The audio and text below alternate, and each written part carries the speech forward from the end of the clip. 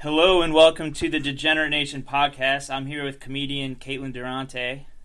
Hello. Hello. How you doing today? It's me. I'm doing all right. I am recovering from a head cold, so apologies for sounding a little gravelly in my voice. Oh, that's okay. They haven't heard you before, but they true. will when they check out your I YouTube sound like clips. We'll link it on the page. And you have a podcast as well? I do. Should I talk about it? Yeah, why not? I have a podcast. You have a podcast. We should talk about podcasts. We all have podcasts. My podcast is called The Bechtel Cast, Awesome. and that name is inspired by something called the Bechtel test. If you're not familiar with it, listeners out there, which is a test that you usually apply to movies, and it requires that a movie has at least two named female characters in it. Those two characters have to speak to each other, and their conversation cannot be about men. Yeah. So that is sort of like a jumping off point that we use on my podcast to initiate a larger conversation about the representation of women in movies. And Excellent. we've discovered, surprise, it's usually not very good. Oh, it's shit. And, knowing that you do your podcast, like, I was thinking back on things that I've been involved with, and by involved with, I mean, like, a web series that I did that's no longer in existence, and and then several scripts, like pilots and a few features as well. And I was thinking, like, did I pass the Bechdel test? I'm like, no on this one, no on that one, yes on this one. Oh, good. Yeah. At least you got one. Yes. Yeah, I mean, it's usually, and the Bechdel test isn't perfect. Mm-hmm. It's not like a great measurement for, how feminist a movie is actually going to be. Yeah. Because some pretty regressive movies will kind of by accident sometimes pass the Bechdel test. And other movies that do have a sort of a more feminist perspective, for whatever reason, may not pass the Bechdel test. So it's not necessarily like the best litmus test. Yeah. But that's why we open up the conversation to just talking in general about, how well female characters in a movie, how well they're developed, what function they serve in the story. Are they objectified? Are other harmful tropes, are those perpetuated when it comes to sort of gender and representation and stuff like that? So that's largely what we talk about. But since all that sounds kind of potentially dry and maybe buzzkilly, It's not, though. I assure you, listeners, is not dry. Yeah, it's wet. We do our best to keep it light, keep it funny, while also being informative and having, some hot discourse. Yes, hot discourse. Sniffle. You know how discourse always is. Hot. Yeah, hot discourse. Hot, ripe discourse. Now, are there any movies that would get a hypothetical 100 on the Bechdel test, like Steel Magnolias or Thelma and Louise? Yeah, probably both. I haven't seen Steel Magnolias in a while, but I imagine because it's largely I think mostly all female cast. There's one guy in there probably. Yeah. Someone's husband or something, Man, boyfriend. yeah. And he's white though. So I imagine most of those conversations would probably pass the Bechdel test. Although hard to say. There's a movie called The Women. There's I think in 1939 version of it, and then they rebooted it in like the early 2000s. I want to say. I don't think there's a single man in the movie, at least not the original one. That's the only one I've seen. Yeah. And yet, most of the conversations that all of the women have are talking about men. They're talking about absent men, like hypothetical men? Yeah, they're talking about their husbands, and there's some of them are like, I think my husband's cheating on me, and da-da-da. So, they're always talking about their husbands or their boyfriends, and it's just like, come on, try harder. The only thing worse than a girl talking about her ex-boyfriend while you're, on a date or something, or, dating her, is watching a movie about women hypothetical women talking about men that aren't even on screen. Yeah, it's that's the most visually uninteresting thing. Yeah. Really? You're going to talk about things the audience can't even see? Right. Yeah. Anyway, so movies are terrible. I mean, I love them. I have built an entire life and career and personality around loving movies. Yeah. But like ruined movies for myself by starting to like examine them through this lens. Yeah. And so like my favorite movie for the longest time was Back to the Future, and then we that's my favorite movie. It's rapey though. It's rapey though. It's rapey. There's all kinds of messed up shit in it, but yeah, it's such a well-crafted narrative. Like, it's perfect. Minus that part. Information pays off later on. Like everything, just the world building is really fun. It's just like I love the tone and it's great. But man, when you look at it through the lens of how it treats women, it's real bad.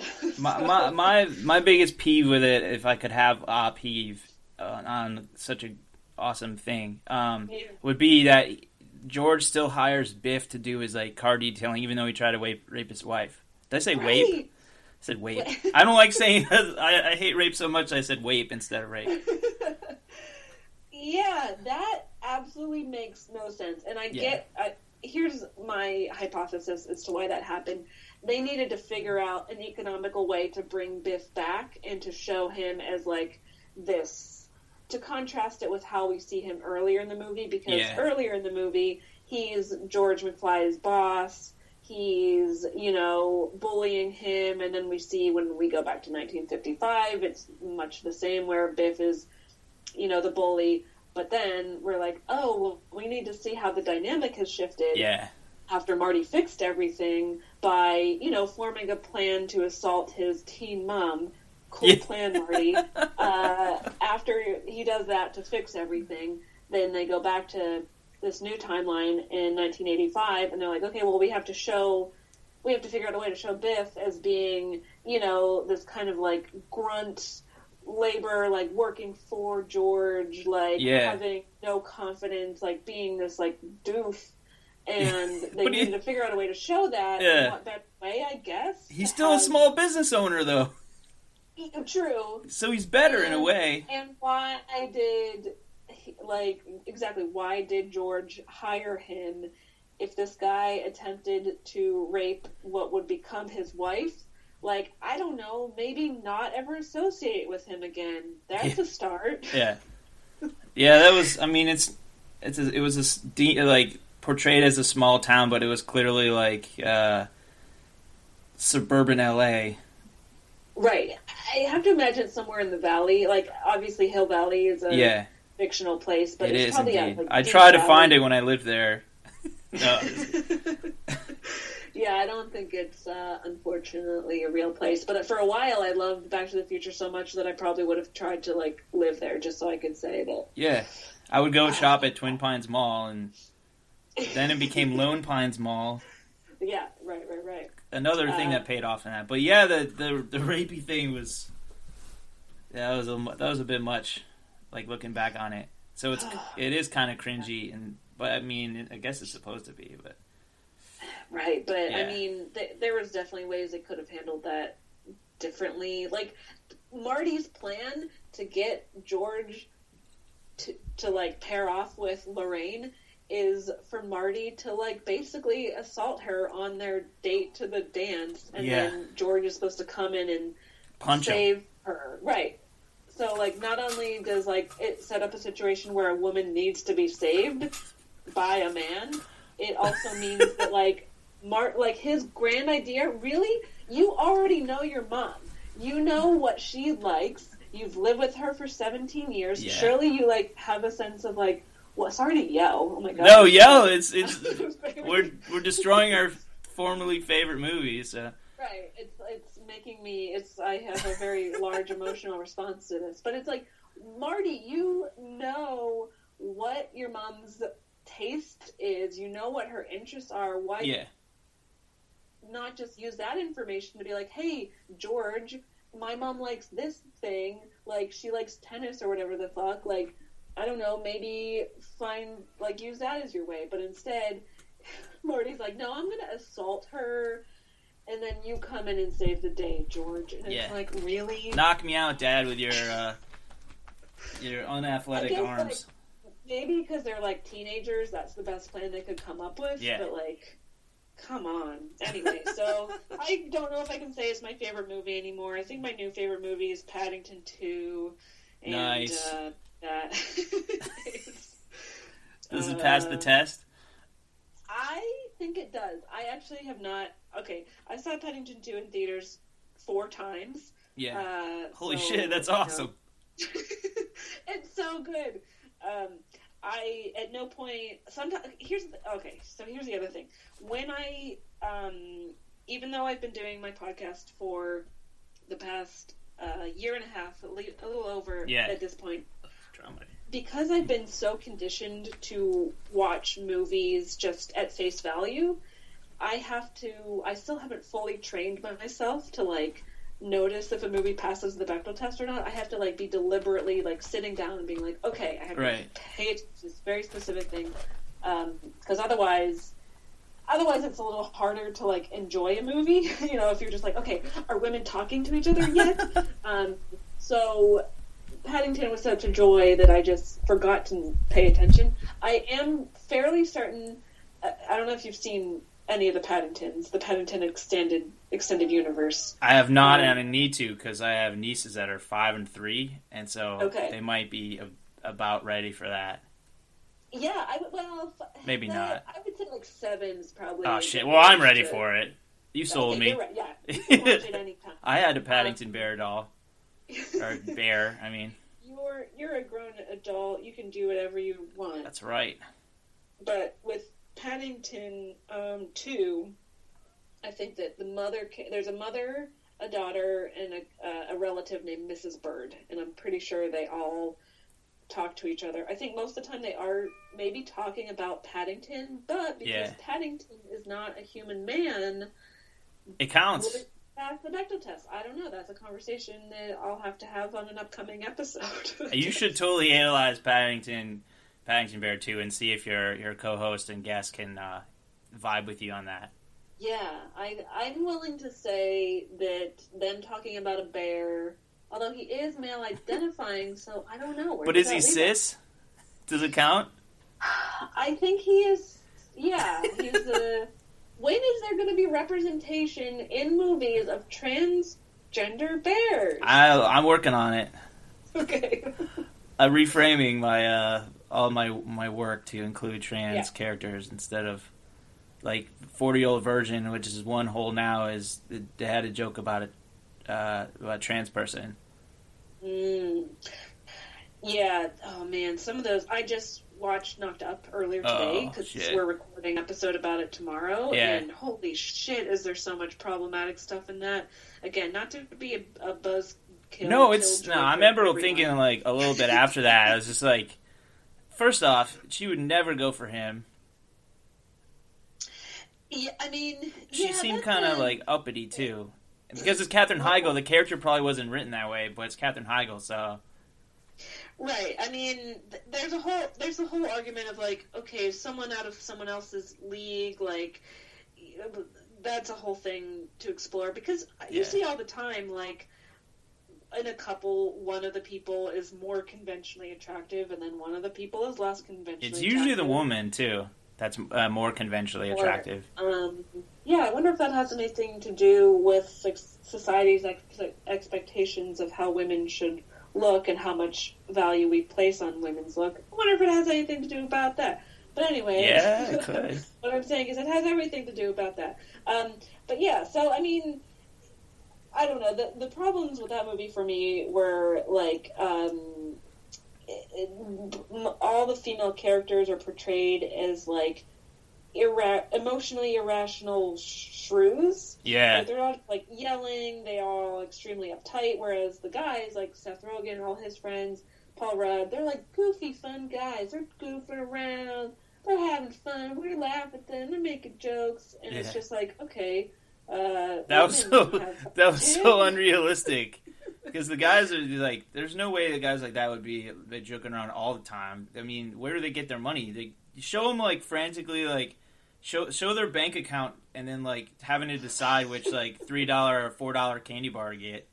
Not candy bars aren't $3 or $4, but you get my point. They'd be like, I can't afford, and ultimately walk off like not being able to afford that. That takes 20 seconds. Yeah, and like yeah, raise the stakes a bit on the other characters. It's true. Instead of the pink eye fart thing. That was funny in 2006, but, you know. Right, yeah. Well, you know, be on the lookout for an episode of the Bechdel cast. Yes. About Knocked Up. I will absolutely listen to that because I've just shared my opinion on that. This is probably the least favorite of his Judd Apatow projects for me. Yeah, it's rough. You said you were listening to the Frozen episode? Yeah. Okay, so like you don't care for Frozen much? I mean, I didn't. I don't hate it. I didn't love it. I land pretty neutrally on it, but I love to hear. So you really liked the movie? You said. Yeah, I did watch it for the first time with my nieces though, so that might have like influenced me. Like I transported into their minds. And, sure. Yeah, and when the song came on, they're singing it, or my older niece was singing it. She was like 2 or 3, but she was like jabbering it. And I was like, yeah. I get this. I like this. I like that there's the sisters. That's the most important relationship in the movie. Like, I like that part. And, of course, my niece liked Hans because she didn't really understand that he becomes a bad guy until a little later. Right. And even then, she was like, I like Hans. Like, oh, shit. Of course you do. I thought that was an interesting twist, that like, this young princess was willing to throw herself away for some guy she just met, and that he turns out to be a douchebag. Right. Yeah. That. And luckily, like, that's not like the act of love that's required to like lift the curse of the movie. It's good that it's not like a romantic hetero kiss. You know, it's an act of like sisterly love, which saves the day. So that I do like about the movie, but there's also, you know, some missteps here and there throughout the movie with how they handle different things. But overall, like, it is like a step in the right direction for like a Disney princess movie, because so many of them up to that point were they're awful. Oh man.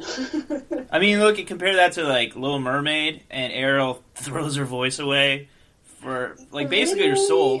Yeah, she throws her voice away, her soul, for in exchange to be a person, not because she wants to be a person just to be a person, but because she wants this guy who she doesn't know, Prince Eric. Yeah. We know nothing about. We know nothing about him, and it's like basically falling in love with someone on Tinder that you just swiped on, and you don't know anything about them, and suddenly you're throwing your voice away. Ursula's taking that shit, and she's keeping it, and it was that's a terrible message. And then he saves her, right? Truly is. What's that? Then he saves her. Yeah, she doesn't even get to participate in like the climax of the movie. No, she's all like, you know, just hanging back on the sidelines, where Prince Eric, defeats Ursula, the villain. Like, he's the one who takes like the big spiky ship and rams it into her. Yeah, a giant Ursula, and Ariel's just like, all right, you got this. I'm not going to do anything, even though I'm the protagonist of the story. Yeah, it was stupid. Great side characters, though. You know what? Scuttle is a feminist icon. We can all agree. Yes. No, I don't know. Yeah, Scuttle's cool. Flounder, Sebastian. Yeah. And even in the song that everyone remembers, he's not singing it to Ariel. Sebastian. Which song? Under the Sea? No, I guess that's the big one. I mean, the one I was thinking of was Kiss the Girl. Oh, right. So that's the second biggest one, and it's not even to the protagonist. It doesn't involve the protagonist. She's just like sitting there chilling, lifeless in this boat. Right. He's telling... So Sebastian the Crab is telling Prince Eric to kiss Ariel, even though she cannot verbally consent to this kiss, because she literally does not have a voice. And she can't consent to first base, and who knows what Eric's intentions are past that. Right. He wants to rock the boat. He's just like, kiss this woman. We don't know if she would be receptive to that or not, Yeah. because she can't talk. but just go ahead and try. Yeah. And And I mean, then the movie fuck does the say girl. that she is Yeah. into it.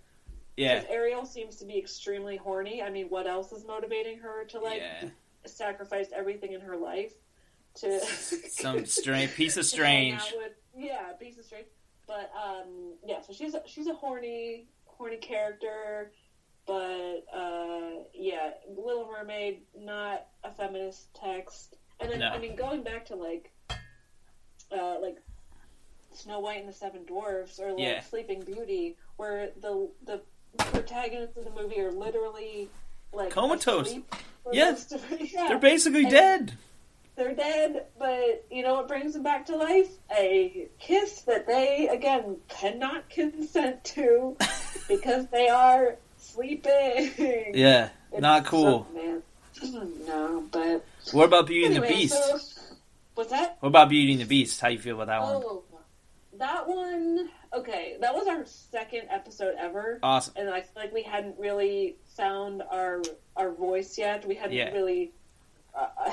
Our conversations have gotten a little more sophisticated since then. I think our main points for that is that it was frustrating to see her sacrifice her life in order to save her father. Because if you remember, Belle goes to the castle and the Beast has her dad imprisoned there. Yeah. And she's like, take me as a prisoner instead, even though I'm young and have my whole life ahead of me. Yeah. And my old dad is a failed inventor. Like, I get it, you want to, like, save your dad, I guess. But, like, it's such a weird choice to make.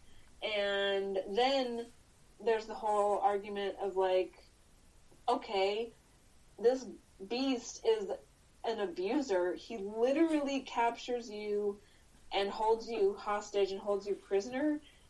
And yet you fall in love with him, even though he's your captor and he's verbally abusive. And he's not human, really. And he's not a human. It's interspecies Stockholm syndrome. An animal. And, you know, maybe in 20 years when society has progressed and it'll be okay to love, like, humanoid... Yes. Animal-type human people. Hybrids. But at this point, it raises some questions. So, yeah, and then there's that, and then there's also, like, Belle sings this whole song about, like, I want adventure in the great wide somewhere. So she, like, has these ambitions to, like, go out into the world, and she seeks this adventure. And then the first option or the first choice that the movie presents her with, she's like, oh, you know how I said I wanted to, like, go out and see the world? Actually, I'm going to allow myself to be imprisoned for the rest of my life. Yeah. That's the right choice for me to make. And I won. The rose petals fell down, and turns out he's hot, and all these people are human, and I get to live here in this castle, and my dad doesn't die, and Gaston leaves me alone, and everybody wins. But I don't read anymore.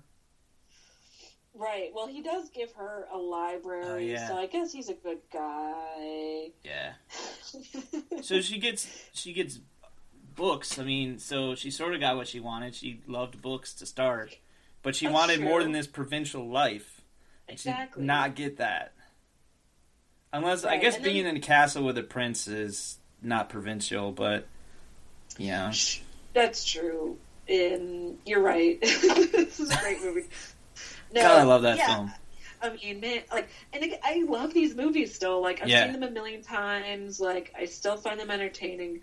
All I really ask is just people be critical of the media that they consume, and be aware that it's usually, you know, mistreating a marginalized group in some way, whether it's women, people of color, people in the queer community, etc. I agree. I try to look at, like, some of the other films I'm in. I don't think Dumb and Dumber hurt anybody.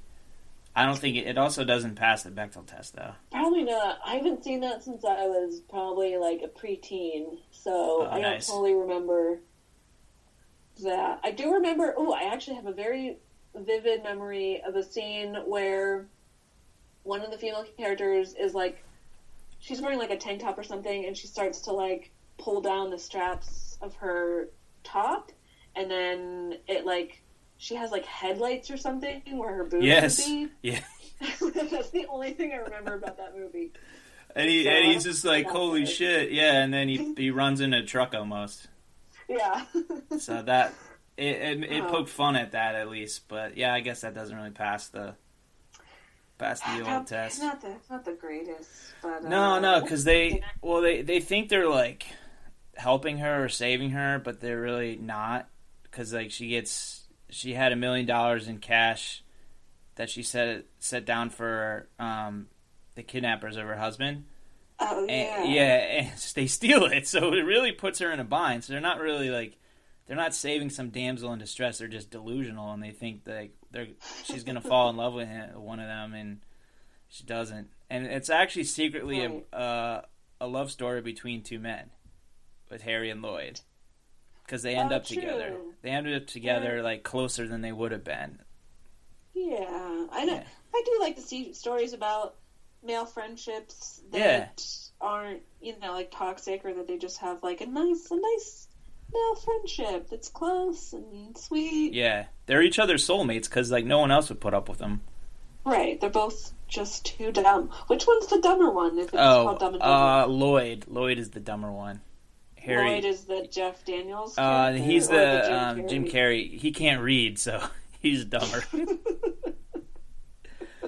Or is that ableist? Oh man, who knows? But yeah, so movies, as much as I love them, are most of them, fall on a scale of either being like pretty to fairly regressive. So yeah, that's how I've chosen to spend most of my time these days, is ruining movies for people. Yep. How have you gone about growing the audience of the podcast? Yeah. I don't really know. It's all kind of happened by accident. We had a pretty small following to begin with, and then we got written up in a couple AV articles. Oh, wow. That gave us a little boost. And then, we just sort of, like, Jamie, my co-host, was guesting on the Cracked podcast here and there, so then she got to know the people at Cracked, and then they, Jack O'Brien, moved over to How Stuff Works, and he had, heard about us through being on the Cracked podcast and stuff, and he was a fan of ours, so he then brought us on to the How Stuff Works network, so that's been a recent development of ours. Nice. I think it was like a little over a month ago that we joined the network, and so that's done a great deal to help grow our audience. Sorry to let the cat out. Oh no! Yeah, let the cat out of the bag. Bunch of meowing. That's really cool. It sounds like real organic growth there. Yeah, and it's taken a little while. Like, we've been doing the podcast, like I said, for a little over a year and a half. So we just kind of we're patient with it, and everything sort of paid off, and now we're reaching a wider audience with being on the network, which is great. Like, we want the message that we're sending to reach as many people as possible. Awesome. Because we as a society have just sort of been conditioned to, take same old shit media. And because we see so much of the same tropes over and over again, those things have become normalized. And we think, a man stalking a woman, that's romantic.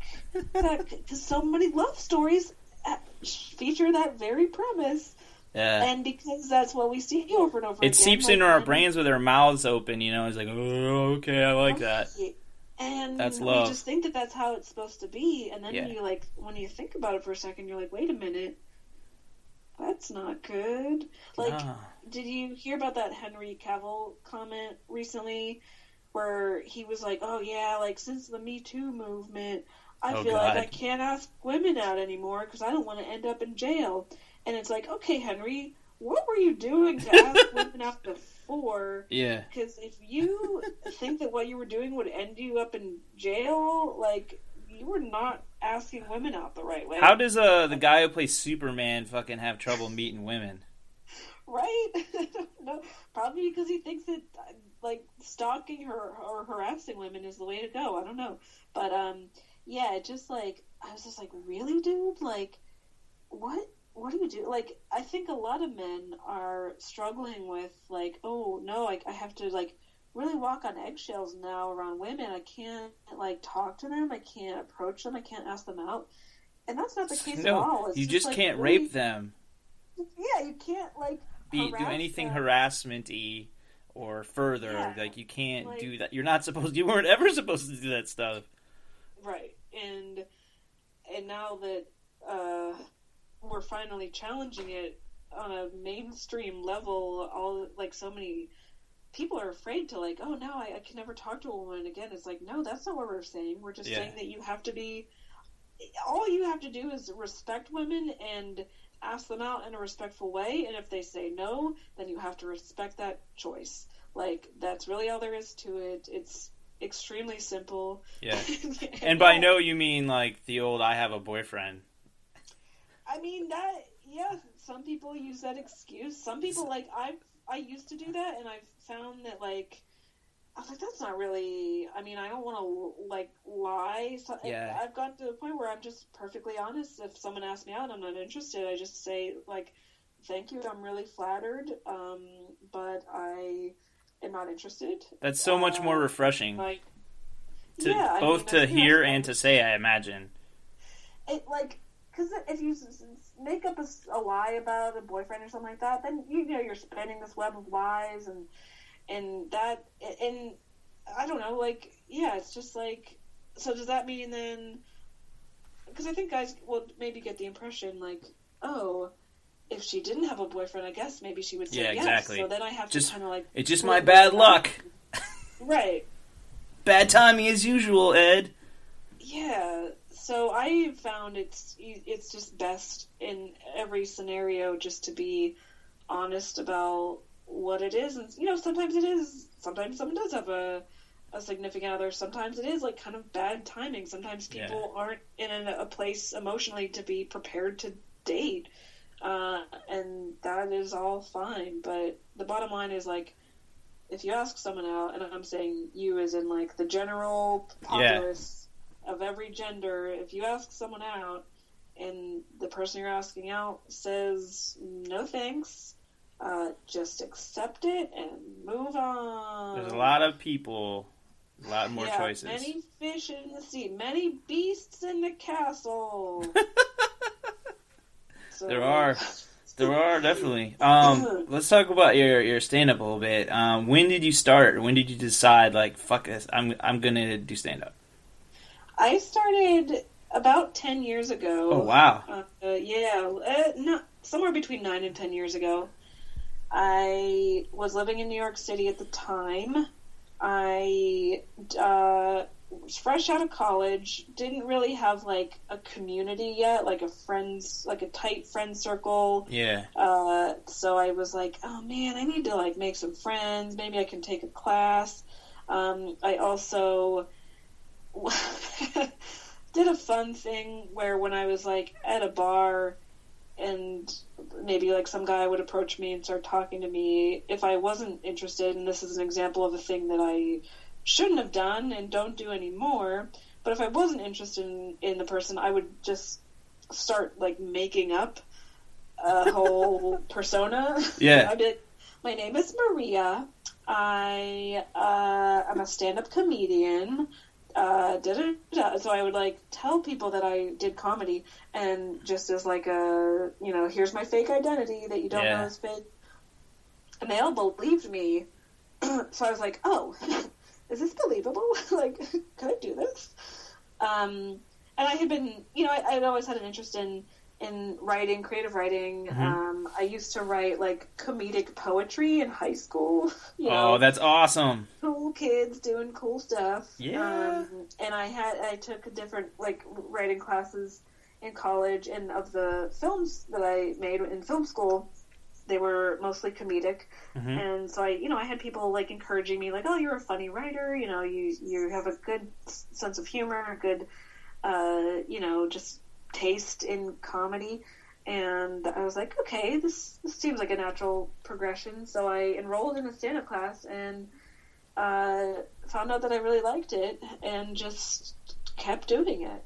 That's great. I didn't stay in New York much long after that class, but then I moved to Boston and I came up in the Boston comedy scene, and then I've been living in LA for almost 4 years now, and been doing comedy steadily since I got here. And I just, when you grow up in a small town in Pennsylvania where, your parents are basically Amish, but they're also atheists somehow, and, they all have social anxiety, and your high school soccer coach stole a deer and got arrested for it.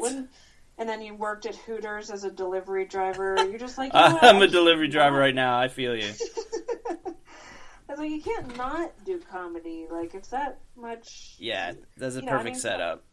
Comedy for a lot of comedians is almost like a coping mechanism to, like, reconcile, whatever situation they have in terms of their upbringing, or, a lot of, like, they've used comedy as a defense mechanism their whole life. And I've definitely done that.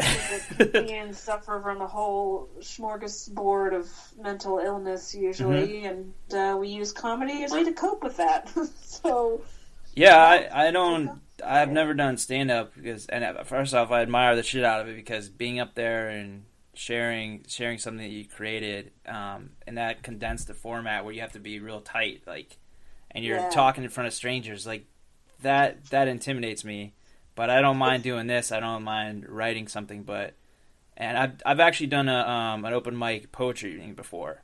But but I take medication that like makes me kind of shaky as a side effect. And so I was holding up the piece of paper there to read off my poems and stuff. And I'm like sitting there shaking. But I wasn't feeling nervous at all. So there was this disconnect there, and I was like, God damn it! If I was doing stand up, I'd sit there with like the microphone just like fucking shaking.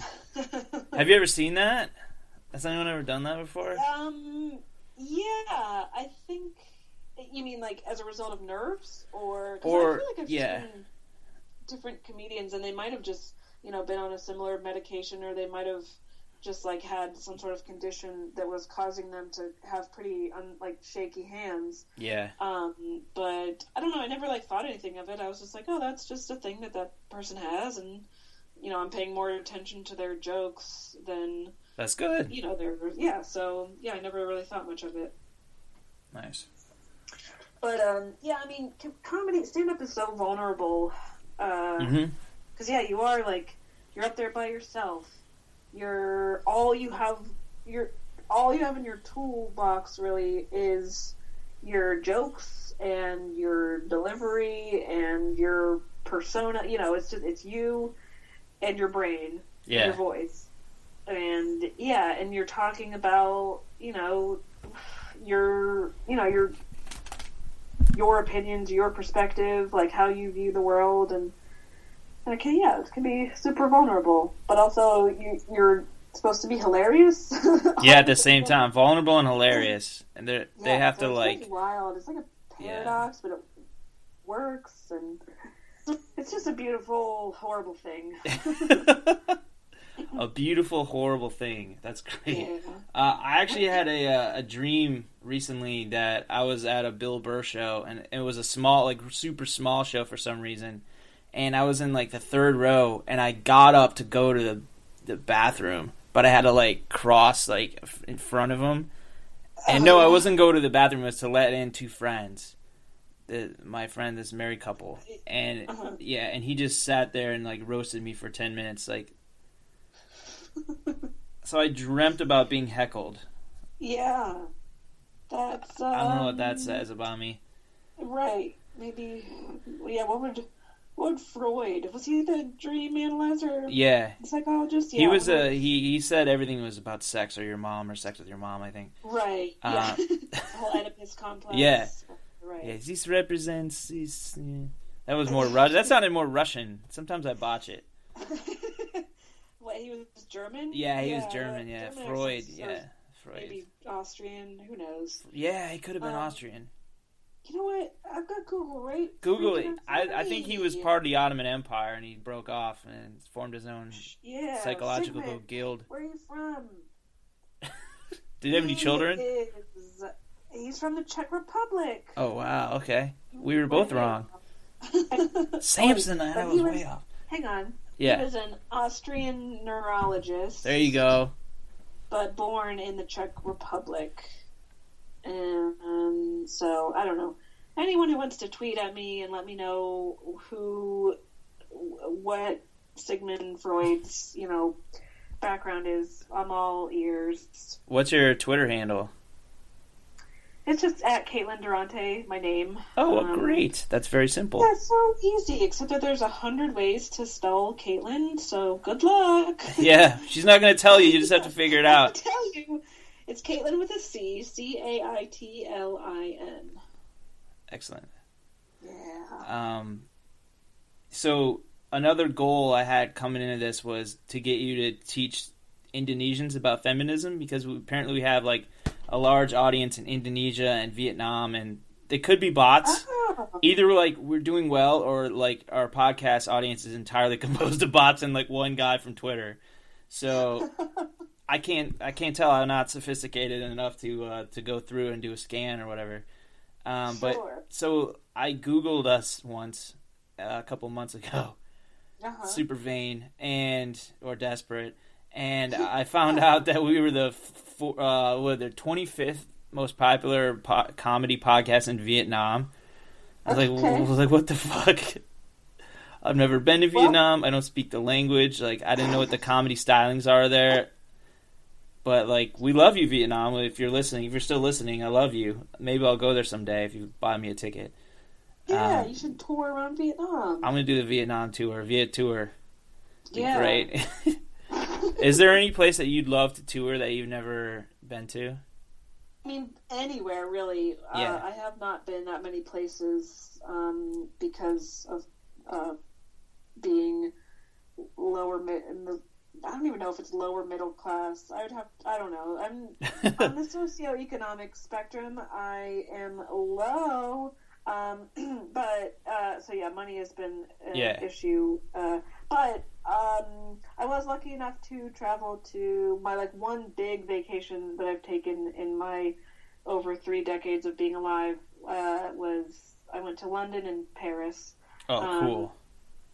And then otherwise, when I've traveled across the U.S., it's because I found a cheap flight. Like, I was in Denver recently, and found a round trip flight for $200. So oh shit! Right, I can swing that. But yeah, I mean, there's plenty of places in the U.S. I would like to see. Never been to New Orleans. Never been to Seattle. Nice. Never been to. I'd like to go back to Austin. I'd like to go back to Chicago. Yeah, so there's all kinds of places, and then really anywhere on any of the inhabited continents, and even maybe Antarctica. I have a cousin that was stationed in Antarctica for a job for 6 months or something. She's been all over the place. She was in the Goodwill Games as a cyclist. She started off as a diver and she got hurt, but then she ended up working her way up to being a cyclist in the Goodwill Games, and she I have a couple cousins that have done interesting shit, and I'm just have an interesting mind. Yeah. I haven't done a lot of super interesting shit. I had a couple LA stories. I think I might have told them on here, but I got punched out in on a city bus, and coming from around North Hollywood. So I used to live in Valley Village, and good stuff. This woman, she looked like Precious, like Dead Ringer for Precious, and she whapped the phone out of my hand because I was really laughing at her too hard, because the bus driver said. Well, she was like, man, when's this bus gonna move? And the bus driver was like, shit, you ain't got nowhere to go. and everybody on the bus starts laughing, like every single person on the bus, like without fail. And my laugh at the time when I used to drink was like a cackle. Like when I was 19, it was a cackle just for watching like shitty movies and thinking they were funny. And then as I evolved, or devolved rather, like my cackle got louder and louder, but for different reasons. It was more sinister. And so I had this like sinister cackle. So imagine you're somebody who's like essentially precious, and she's being ridiculed by every single person on the bus, including a bus driver. Which just gotta suck. And then this fucking white boy is cackling, and you're like, you're gonna target him. And I knew this as soon as she started glaring at me, like, this is gonna escalate. Like, this shit is definitely gonna escalate. And sure enough, it did. I was texting my my friend, and she knew damn well I was talking about it. Like, she had sixth sense about it. And she comes up, and I had a Razr phone. This is 2010, and she whaps the phone out of my hand like, poof, and it breaks in two pieces. And one piece I find I'm like stumbling because I'm like I felt my buzz again. I had taken a nap early or midway through the day, which kind of threw my buzz off. But it was back full force right then. I was like, oh shit! And I kind of like stumble over and pick up one half of the phone. I was like, okay, now shit's getting real. I started to sober up right then. I'm like, okay, all right, where's the other half of this phone? And I look, and it's like under her seat, under Precious's seat. I was like, oh fuck. I was like, all right, she already threatened to beat my ass because she told her mom on the phone, and I'm about to beat this white boy's ass. And so I go, and I just kind of like bend. Sorry, but I have to. And she's like, oh fuck no. And I was like, well, okay. Oh, excuse me, I burped. And I go to grab it, and she just starts beating on me. It's like bam, bam, bam, bam, bam, bam, bam, bam. And I stumbled back. I was like, can someone get this person off the bus? You know, I said asshole or something like that. And then this one guy was just like, man, there's too much damn tension on this bus. And this guy's probably seen some shit. Like, he probably grew up in Watts or something. Yeah. Because just the way that he was saying that, like, not again, you know?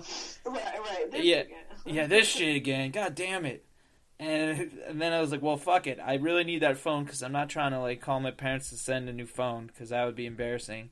And so, because I was poor as shit. The entire time I was there, I was very misguided, and I was super poor. Not that I'm not poor now, but I was I'm not misguided poor anymore. I'm just, like, poor. But then I was, like, completely misguided poor. And so I would just walk over there, and I covered myself up. And she just wails on me again. But this time I clutched the piece of the phone, and I put it back together when I got home, and all was well, except I had a black eye for a week. Oh, jeez. Yeah. Well, I'm sorry that happened. Yeah. Do you have any terrible LA stories? Let's see. Nothing that comes to... Oh, I would say probably... I mean, this isn't even that crazy, but... Probably the most wild thing that happened to me is I was walking home from a bar at like 2 a.m. by myself. Oh, shit. Which, you know, not my best idea. No. But also, why is the burden on me to, you know... Right. Like, why it's bullshit because people be are unsafe, super attacky, unfortunately. I don't even understand the impulse to... like, actually go about and attack someone. I mean, I've been in a car and being like, I'm gonna run this asshole over. Like, Grand Theft Auto style. It's like, fuck it. But I don't understand actually wanting to hurt somebody, like a strange woman walking home. Like, continue as you were. Well, it's probably because, I mean, who knows what is about, like, the psychology of people who do attack people. But anyway. Yeah. So, I mean, our friend Freud would know. Our Czech, Austrian, non-German friend. But, so I'm walking home, and this guy just kind of intersects with my path and then ends up walking alongside me. And he's like singing already. He's like singing by himself, and then he comes up alongside me, still singing. I'm alone. I'm a little drunk. The bar was like a 12-minute walk from my house, so it wasn't like I wasn't like trudging for miles and miles, but... You know, I'm like, oh God, what's going to happen here? He's like singing at me, and I was just like, can I help you? And quickly noticed that he is wearing a pretty flimsy robe, like a bathrobe. Yeah. And then a moment later, I realized he's not wearing anything underneath because he kind of like shifts a little bit and the opening, like the robe kind of opens up and he is naked. I see his penis. Oh my I'm God. like, dude, you're naked. I don't want to make any sort of generalizations or assumptions, but I had to assume he's probably homeless. He did not seem sober. No. So he's like, he's whatever's going on in his life.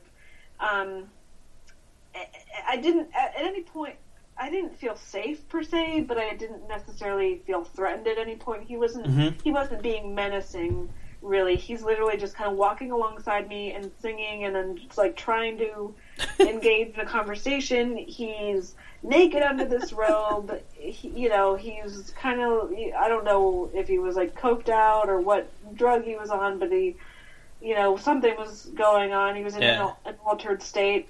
And I get to my street the whole time because also, as a young woman by herself walking at 2 a.m., you want to diffuse as much tension as possible. Yeah, just easing the tension.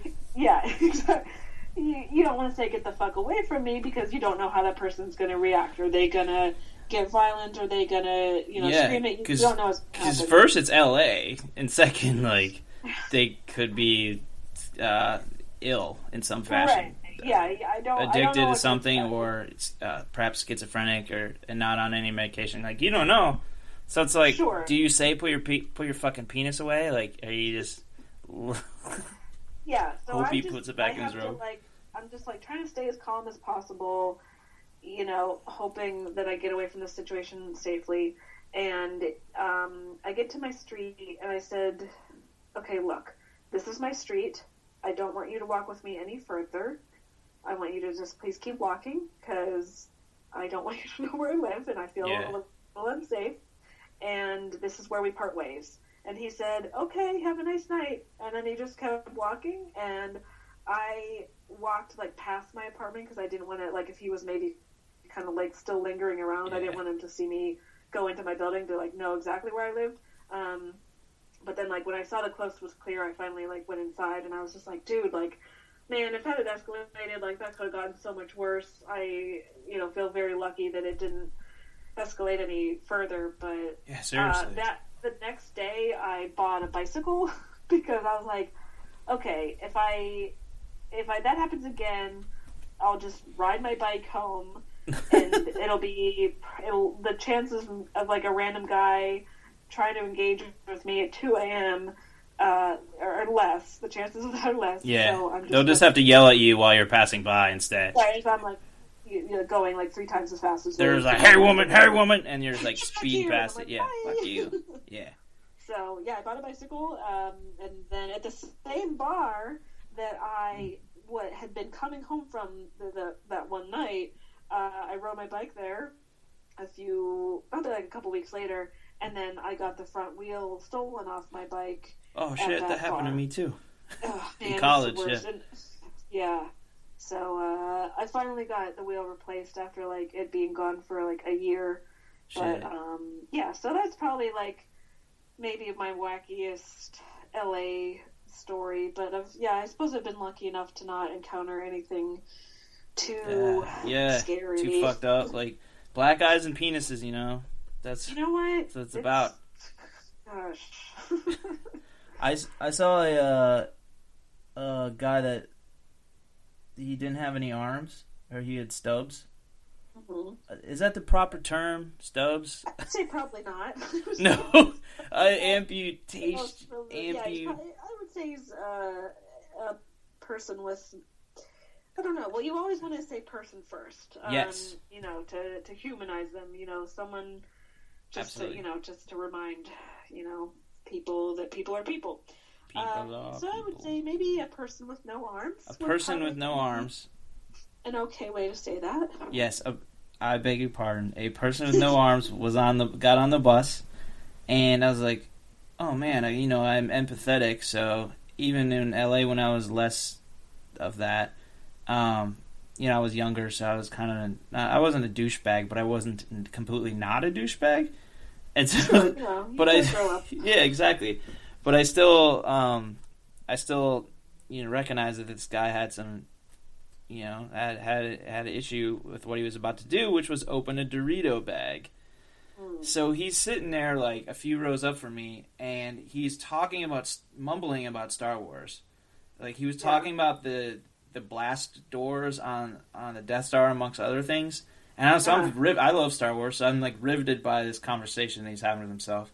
And then he finally does open the Dorito bag, and then he eats the Doritos, and I felt like the sense of victory that I absorbed from him.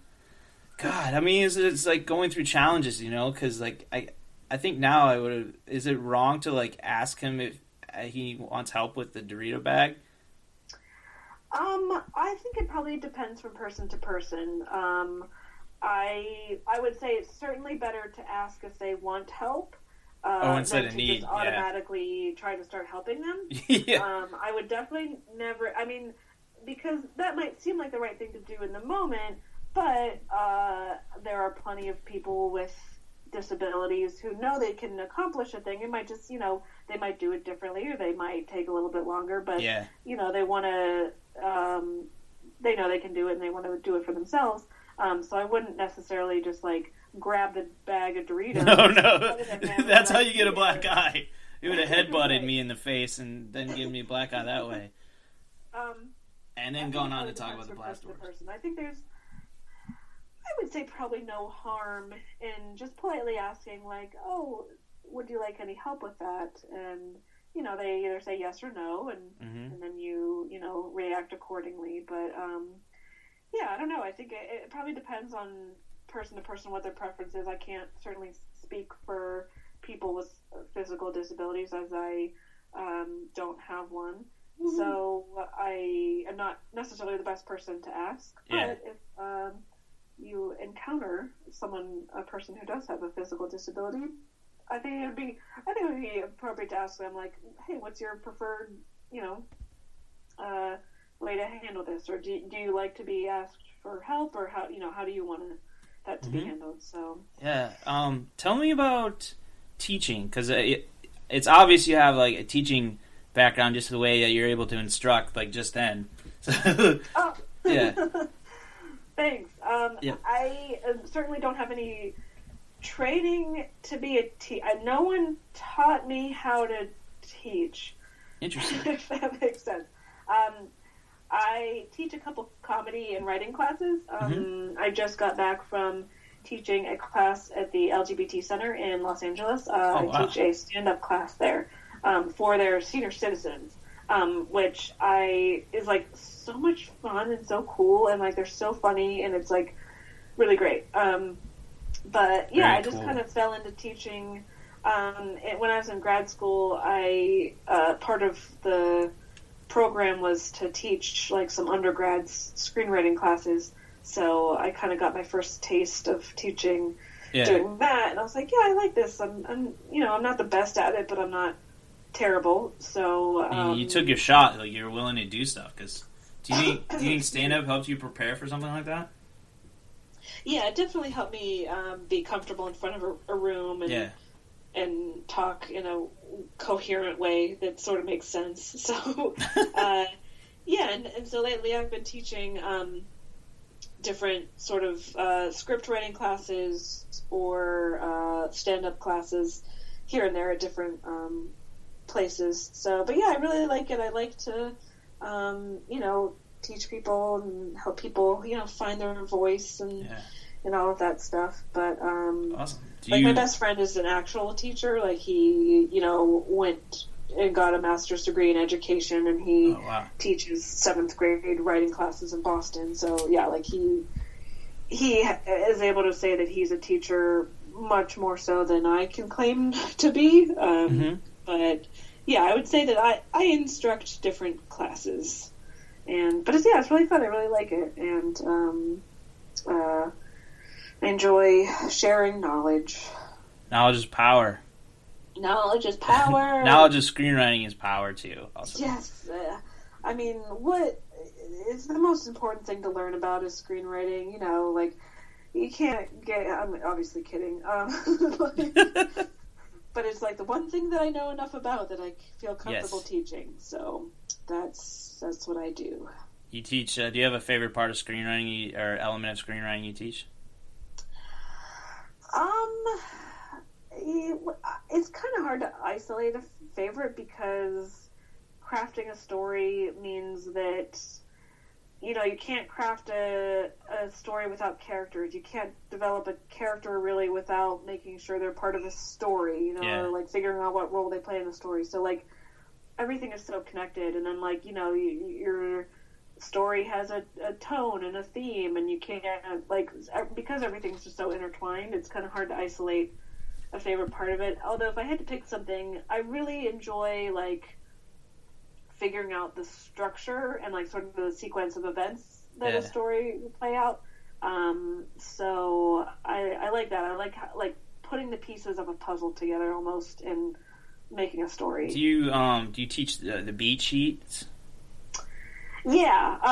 I should spend more time explaining like what those are to my students, but like I just cover the basics. All the screenwriting classes I've taught have just been like very like rudimentary, you know, introduction to screenwriting. So if I were to teach like maybe an intermediate kind of class, I would focus more on that kind of stuff.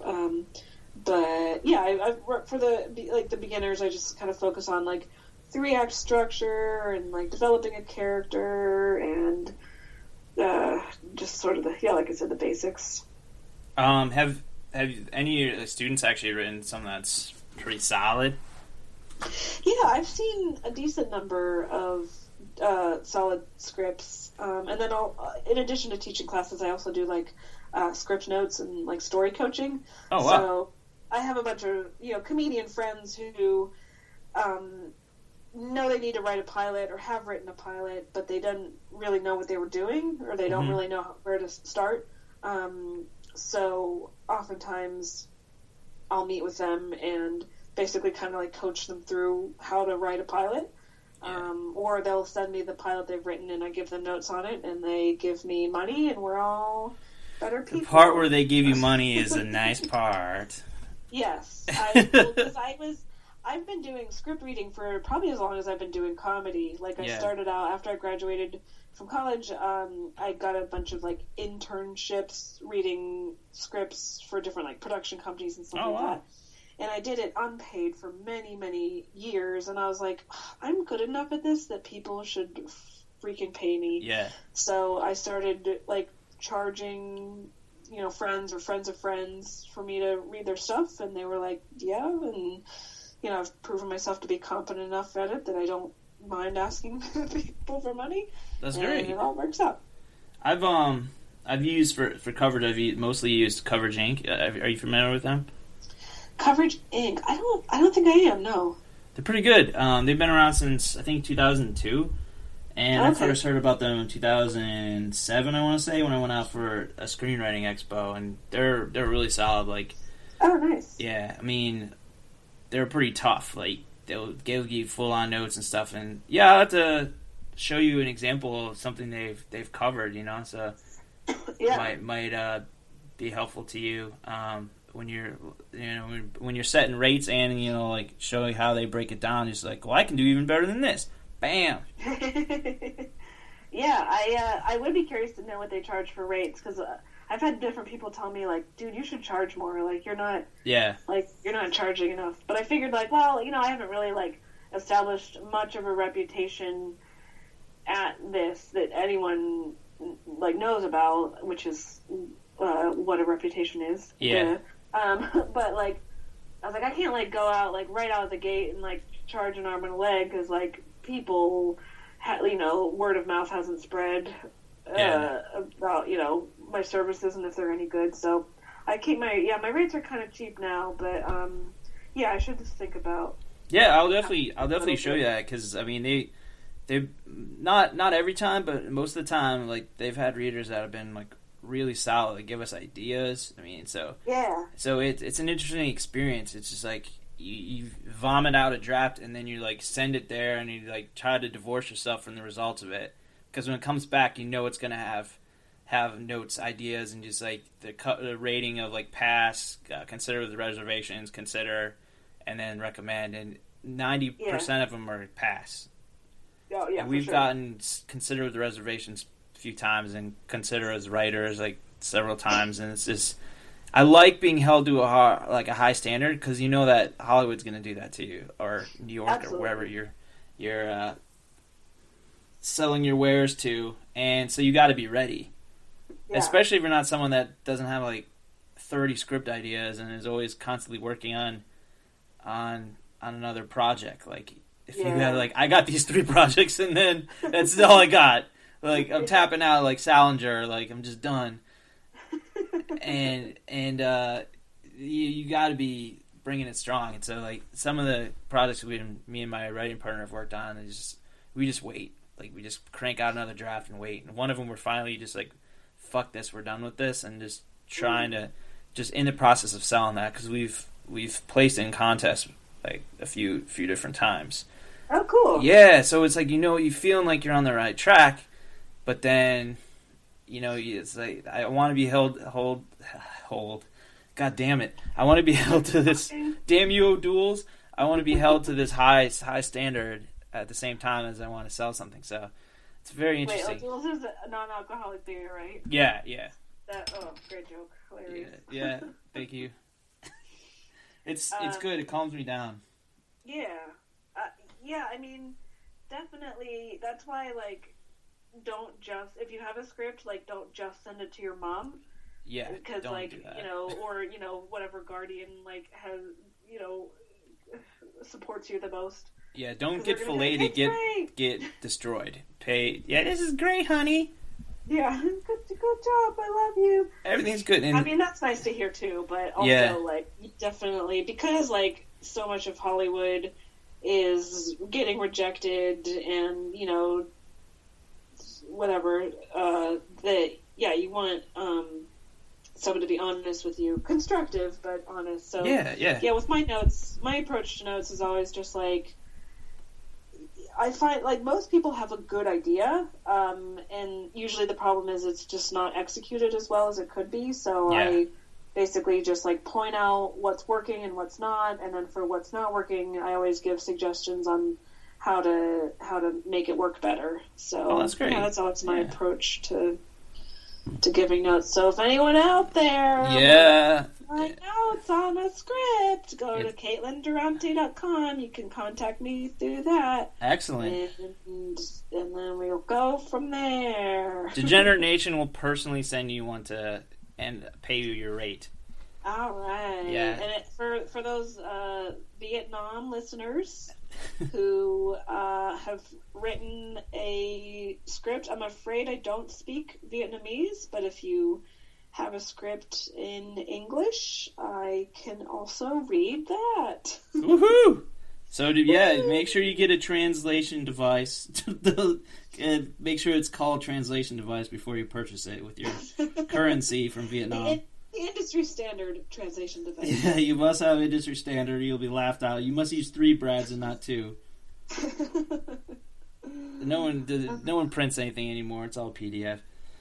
Yeah, exactly. I didn't mention how we semi blew up and then obviously like kind of tapered down to where we were before. But I did an episode where we do the old bait and switch where we talk about something and then like drop it a couple of minutes in and then talk about what the hell we wanted to talk about. Yeah. Yeah. And so we talked about Pokemon Go, and this is right as it was coming out. And overnight, I like sometimes I'll check how we're doing and stuff, listener wise, and we had like 20,000. I was like, where the fuck did this come from? Overnight, and then it turns out it was Pokemon Go people from all over the world were hammering us and just coming at us, like listening to us, or just playing for about a minute and a half. And then be like, they're talking about dicks. Like, all right, we're out of here. Or maybe a little longer. Maybe they were, 5-7 minutes, and they're like, all right, they're talking about dicks, but I like this. And then we're going to click subscribe, you know? You don't actually get to know the subscriber count through Buzzsprout, but which I used. You used Libsyn? Yeah.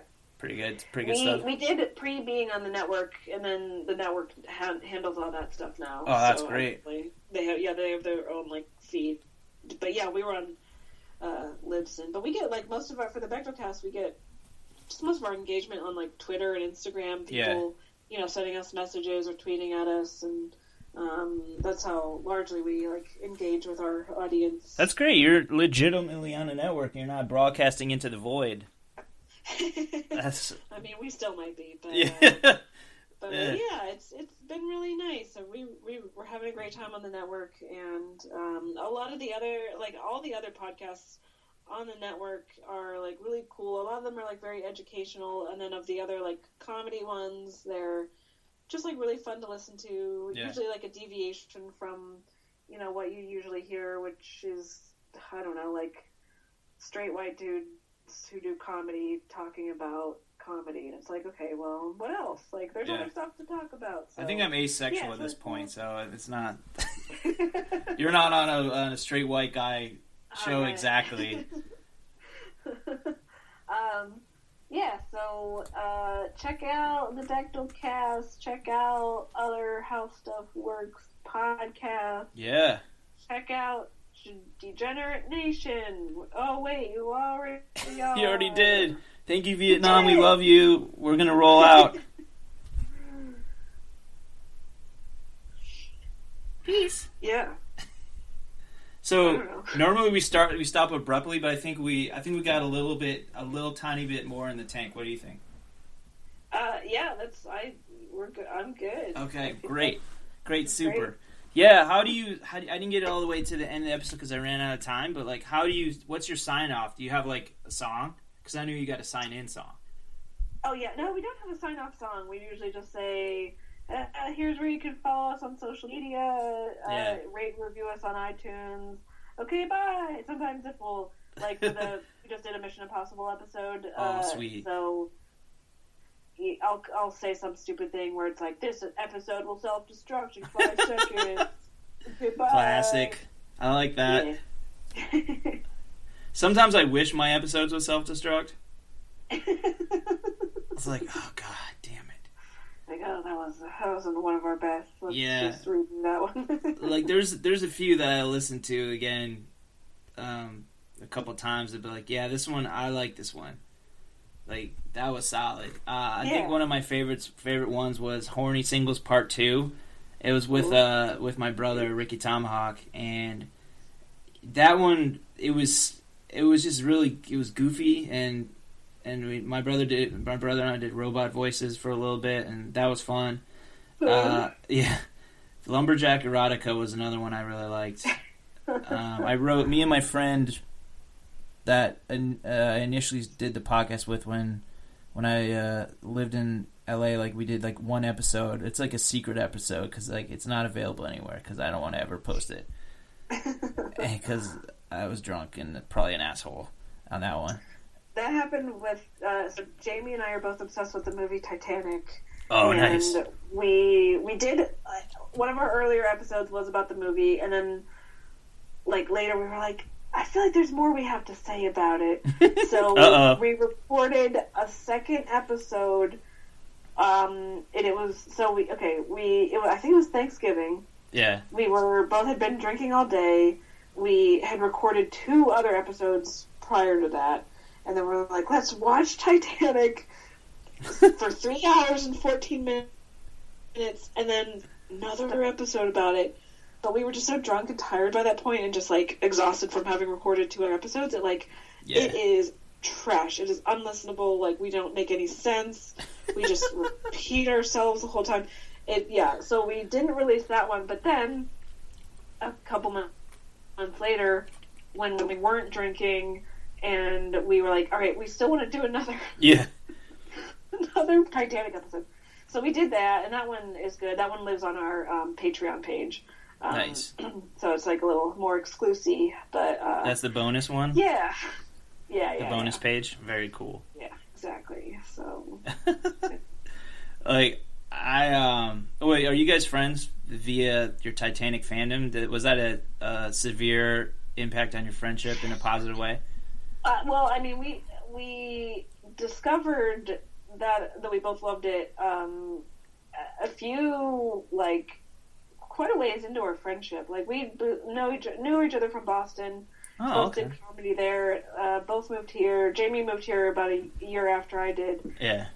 And then I was like, hey, I want to start this podcast. Do you want to do it with me? And she's like, yeah, sounds great. So, we started hanging out a lot more, recorded a few episodes. And then, like, at one point, we were like, I love Titanic. I can't wait to talk about it.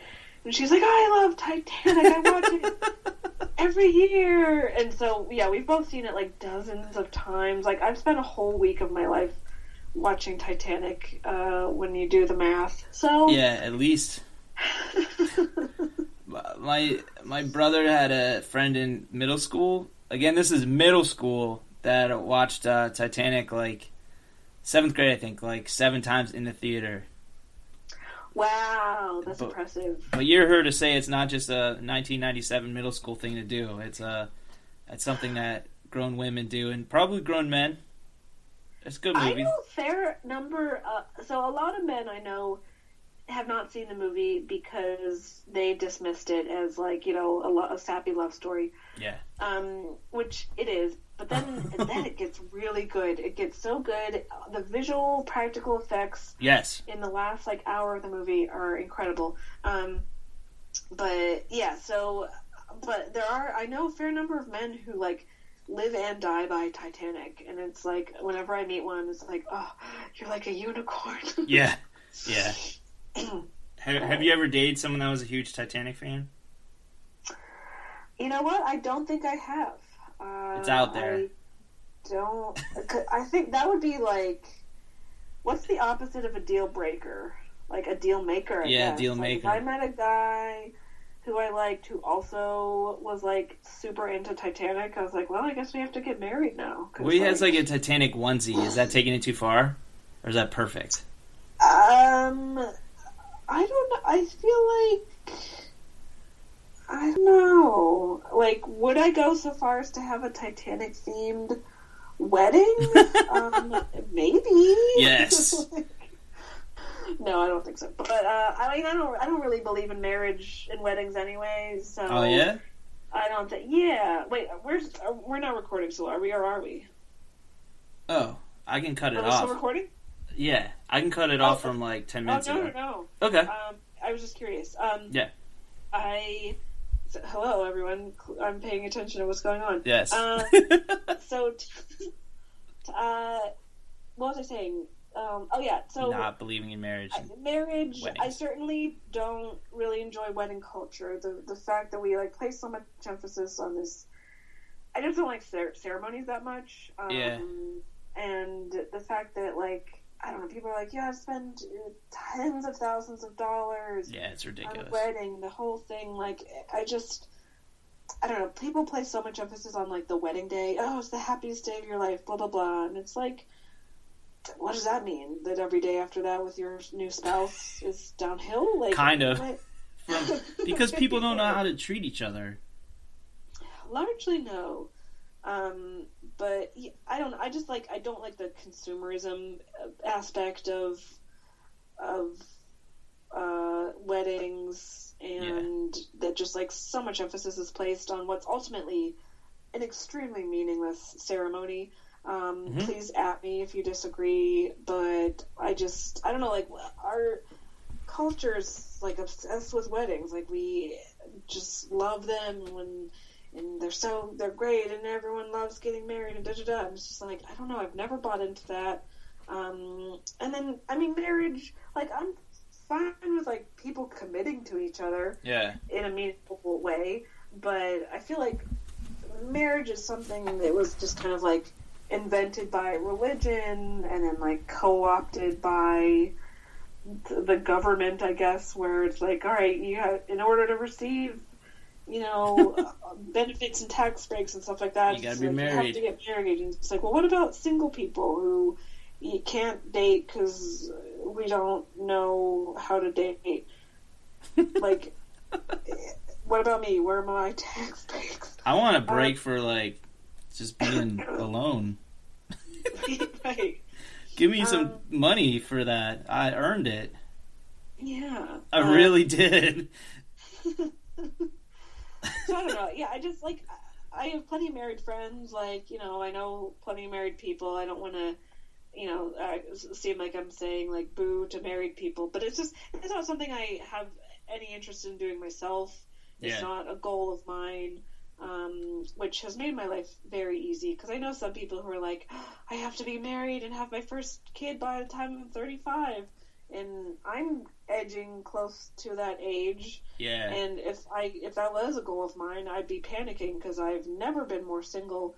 But I don't. It's not a goal. I have no interest in getting married. It's not something I just want to do. And I don't. Certainly, if I did decide that it was like worth it, I guess if I like needed a spouse's health insurance or something. Yeah. Then I maybe would consider it, but I certainly like wouldn't have a wedding. Like I just silver ceremony. I would just like go to a courthouse, sign a marriage certificate, and that would be the end of that. Yeah, I don't know. I don't know. Is there anything sexier than a courthouse wedding of two people? I don't think so. No, it's pretty sexy. It's extremely hot. Then you go across the street for some Five Guys. Wait, does LA have Five Guys burgers? You do, yeah. Nice. They're not everywhere. They're not all around, but yeah, there's little. Yeah, they're here and there. Yeah, I think that's romantic, and you feed each other French fries, of course, to spice it up a little bit. Yeah, that's where I'm headed. Don't they have like peanut shells? Aren't there like peanut shells on the floor? Yeah. Oh yeah, you just throw them on the floor. It's fucking great. Yeah, just like trudge through all those peanut shells. It's going to be a very sexy day for you if that's how you're... There was a local steakhouse chain, and I think they were in the east, up and down the East Coast a little bit too. Was it Longhorn Steakhouse? Texas Road. It might be Longhorn. Yeah, or Texas Steakhouse, Yeah. and they had a huge issue because they lost a lot of money when someone tripped on a large person. A person who was large, who was large tripped on some fucking peanut shells or claimed to, and like broke her hip or something like that. Oh no! So they took those away. Yeah. And the business went belly up, I think. Well, you know, probably for the best. Who needs? Everyone's allergic to peanuts these days anyway. That's a liability to have them lying around. So yeah. They're probably better off. Five Guys is really scaring away some customers with that. Idiots. Yeah, gee whiz. It actually started out around DC. Oh yeah? Uh-huh. How come there's no restaurant chain called Five Gals? You should start it. 5 women. Five women. What do they sell burgers or something else? They sell... Ooh, good question. Let me get back to you with my business plan. Yeah, that's right. I want it on PDF. I feel like there should be more, because I feel like, man, the patriarchy's all over. So many restaurants are named after men. You've got Burger King, but then you also have Dairy Queen. But you've got, Dairy Queen's way better, so there's that. Yeah. Then, I just remembered I have some ice cream in my fridge. Freezer. I'm so excited to eat that. Yeah, dessert. In 5 minutes. I deserve it. I earned it. That's right. 5-minute warning, people. Vietnam, heads up. We've been recording for it's an hour and a half. Damn. Yeah. We're so good at talking. Yes, I'm the best. So, what's that? Jack in the Box? Oh, Jesus Christ. Please tell me you don't eat there. Carl's Jr., a man? It was also known as Hardee's in our coast. Hardee's.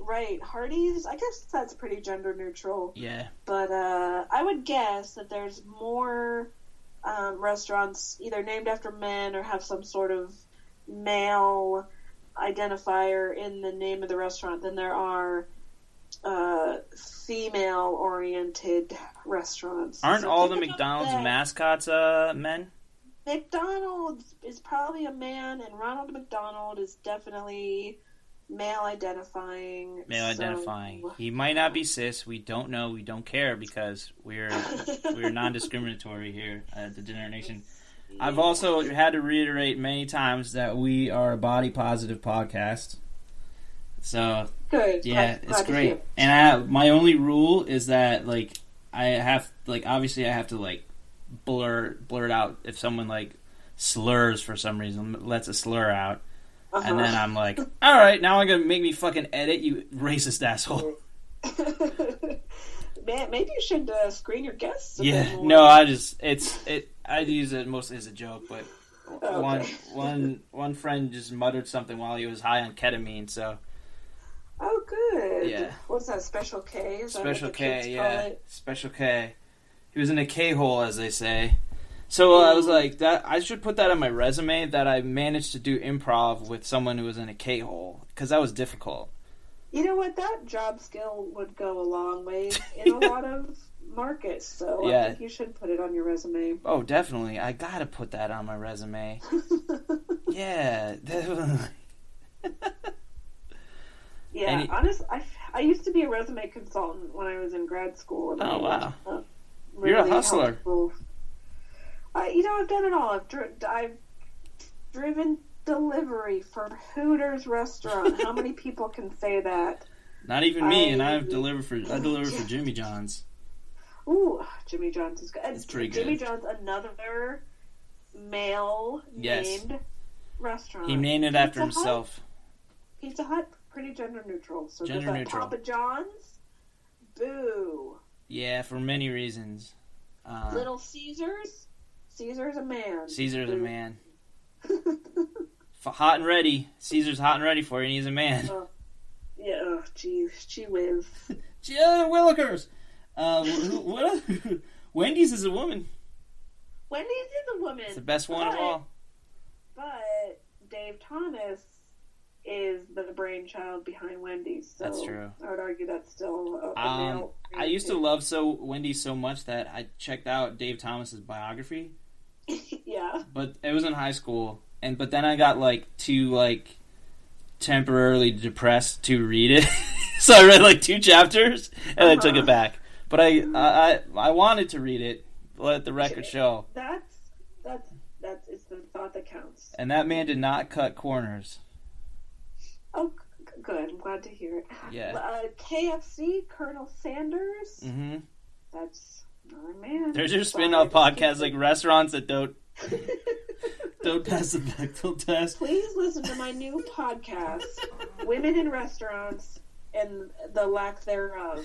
Yeah, just women in restaurants. You get a lot of hits, and then it turns out you bust in with a bunch of comedic stuff, and they're like, "What is this?"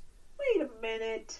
Because restaurants, people aren't attracted to restaurant podcasts probably, but they will be because you just get the search engine optimization going, and they'll be like, I'm a woman in a restaurant. I'm going to look up women in restaurants, or I want to work in the restaurant industry. I'm an aspiring Hooters delivery driver, and I want to work in this. I'm going to look up women in restaurants, and then your podcast is the first thing that pops up on Google. I'm going to be the most popular podcast you've ever heard of. Yeah. Listen, yeah. And it doesn't have to be about restaurants. You can just talk about anything, and that just be your catchy name, Women in Restaurants. Right. Women in restaurants getting food. Getting I'm food. stealing the Jerry Seinfeld comedians in cars getting coffee. Yes. I mean, My someone's title. going to steal it. It's Yeah. Mine was something about people. I would have said homeless people in something and drinking, but now I would say people who are homeless, and then in blank location drinking. Yeah. We're all growing, we're all learning. I also might not be entirely right about. I don't know.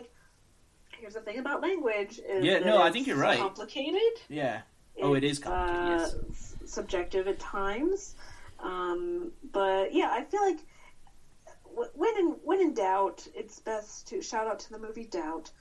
When in doubt, it's best to humanize the person first rather than saying autistic person, you would say person with autism. Yeah.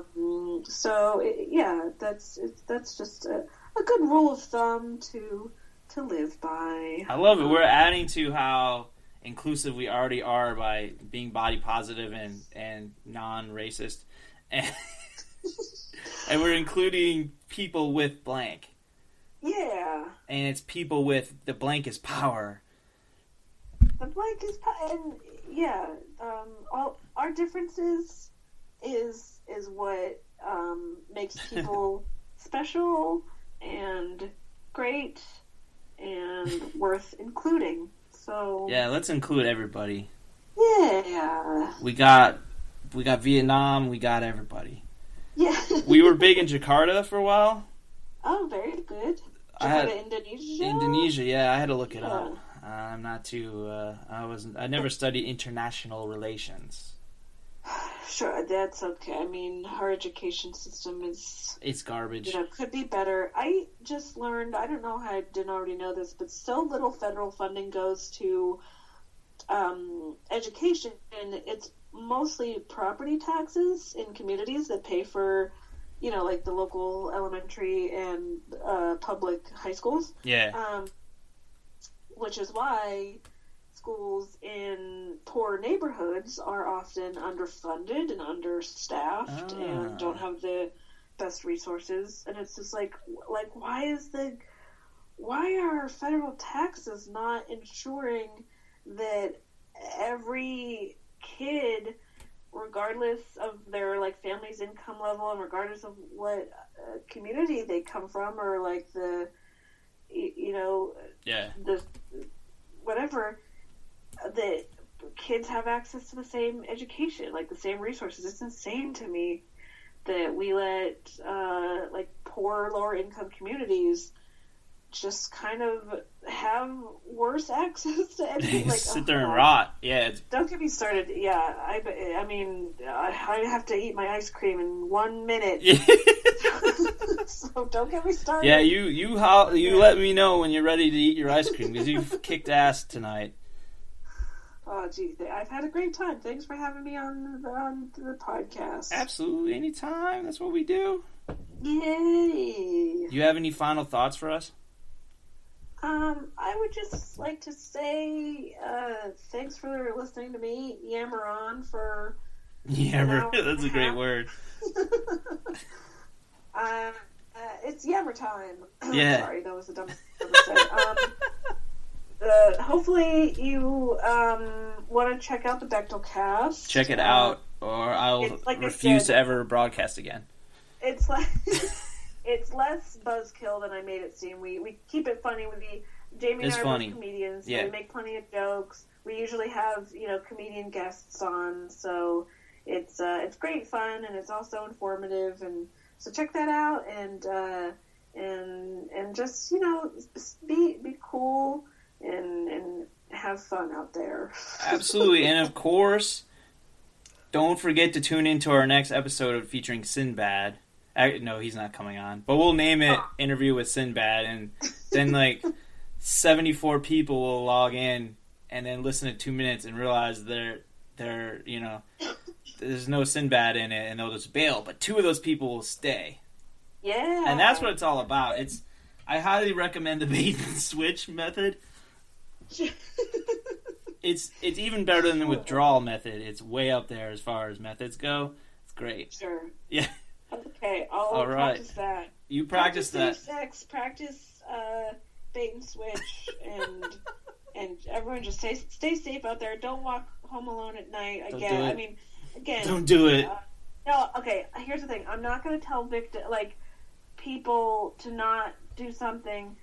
I'm not going to say don't walk home alone at night. What I will say is if you're someone who feels like they want to grab a woman off the street, don't do that. Yeah, that's bad. That's bad behavior. You're a Neanderthal. That is not non-racist or body positive or all-inclusive type behavior. That is grunt behavior. Don't be a grunt. Don't be Biff. Don't be Biff Tannen from Back to the Future. Please don't be Biff. I actually met a real-life Biff once. His name was Biff, and he grabbed a girl in a taxi when I was in college, and I didn't know what to do, so I just started quoting him. Yikes. Yeah. Is she okay? Yeah, he knew her, but that doesn't mean that that's okay. But she was okay, and but she was like, "You're being an asshole." I was like, "Now, Biff, don't con me." Okay, so you were quoting the Biff actual... Biff from the movie. Tannen. Yeah, the actual Biff Tannen. And my friend said, "What are you doing?" I was like, "I don't know. When else would I have this opportunity? This is the only Biff that's in existence, and I have to harass him." So I did. I harassed him, and then he shut up. Sounds like he deserved it. So. He did. He's like, "One of these days, Lorraine." All right. You're gonna be my wife. Anyway, so yeah, don't be a Biff. Don't be a Biff. Well, we're going to bid you adieu, Degenerate Nation. So don't forget to listen to Bechtelcast and tweet at Caitlin Durante. Yay! Yeah. Yay! And rate us on iTunes and all that stuff that we usually forget to say. So tell your friends. And if you don't have very many friends, we're your friends, so talk to us. Email us at degeneratenation@gmail.com and tweet at Degenerate Show. Alrighty. Good night. Bye.